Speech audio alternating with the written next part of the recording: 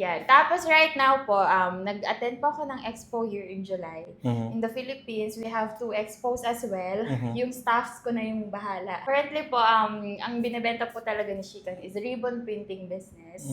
Okay. Ang mga target market po namin is mga kagaya ko pong babae or mga nag-start ng business na hindi alam kung paano magsisimula. Kasi I know the pain ng walang nag-guide, walang puhunan, Correct. walang idea on how to start a business. So ideally, yung business mo is machine that prints yung ribbon para sa Ribbons. mga like cakes, Yes. sa mga gift, tama Gifts, ba? packaging po. Oo. Sa Philippines, malakas po yung ribbon sa atin. Kasi every kind of events associated sa ribbons. Not only the Philippines, syempre dito din meron din mga ribbons. Actually, malaki din yung market when it comes to ribbons dito kasi maraming mga nagpe-pastry, mga events, mga merong bakery, and syempre dito sineselebrate din yung kung anong meron sa Pilipinas. Also, here is celebrated.